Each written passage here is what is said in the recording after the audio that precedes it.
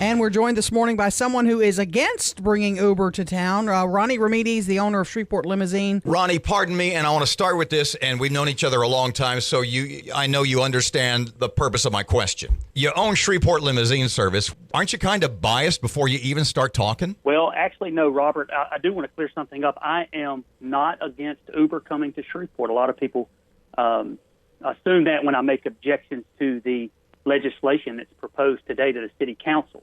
But I have been an Uber customer. I've tried it out in other cities. I wanted to see what it was all about.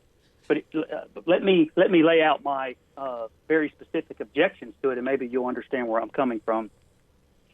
As the legislation's drafted now, the TNC, or the Transportation Network Company, which could be Uber, Lyft, any of those sort of companies, they require that we send all of our drivers to the police station, and they get fingerprinted and a thorough background checks. They must inspect every one of our vehicles at a charge of $150. And there is a charge also for vetting our drivers through the system, which is all very necessary.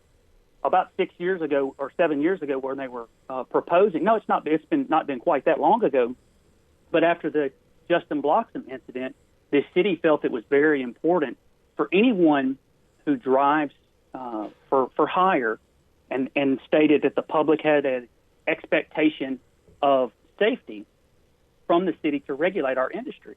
And I tend to agree with them. If you send your daughter to prom, the limo, you need to feel comfortable that the limo driver or the sedan driver or the cab driver is not someone that's been recently convicted of a sex crime.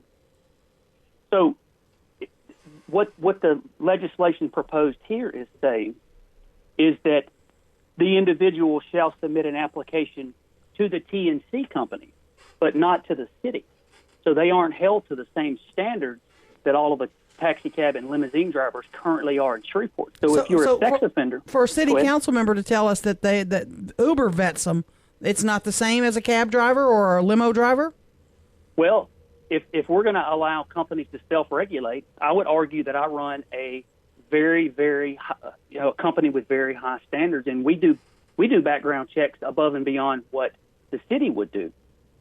But if we're allowing the TNC, who is based out of San Francisco, to vet the drivers in Shreveport, why can't Shreveport Limousine vet our drivers and be held accountable like they could? You see, so it's not really. You're not arguing, and correct me if I'm wrong. You're not arguing for more regulation for Uber. You're arguing less regulation for Ronnie. Well, no, I mean everyone. Because see, Uber's really not going to take a lot away from what we do. Our price point is much, much, much higher than the cabs and the Uber prices would be.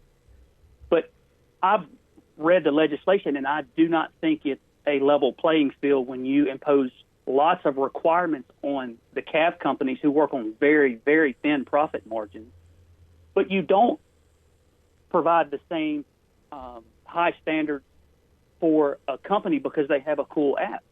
So all that I'm asking today is to just require, if you want to drive for Uber, go down to the city police station, put your application in, get vetted just like all of our drivers and all of the cab companies' drivers, and have them inspect your vehicle to be ensured that the inside door handles work, the air conditioning works, the cords aren't hanging out of the tires. So those are the type things that the government's good for, is to ensure that when you get into a cab, there's been some sort of reasonable inspection, and that's all that I'm asking for. But Ronnie, over and over again in different municipalities larger than Shreveport, Uber not only is approved by those city councils, city governments, etc., but they seem to be thriving. If there was the kind of problem that you're concerned about, if it happened in City A, would City B so quick to approve an application? Yes, absolutely, Robert. That's what I'm saying, is if you're so confident that a company can self-regulate, then allow us to self-regulate.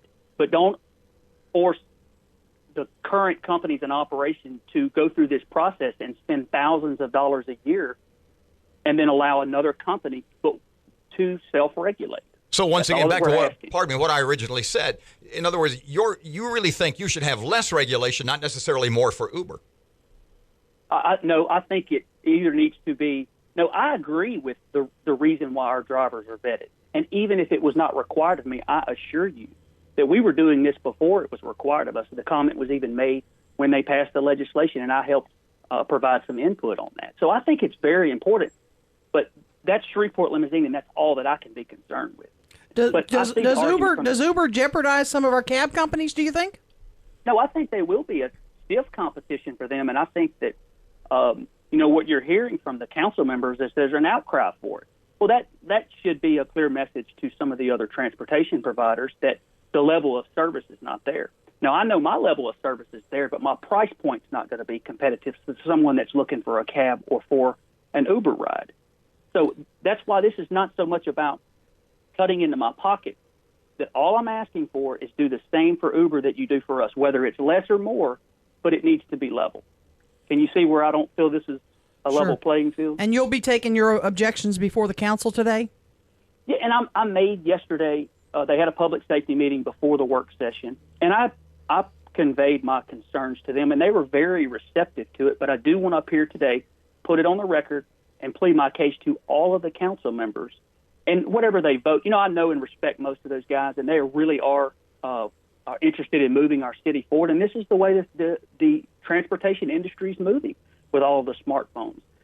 So we do need to keep up with the time. We need to push Shreveport forward, but I don't want to see a certain company get an unfair advantage because they have a cool app and they're not required to spend the money to vet their drivers and their vehicles through the city as we are.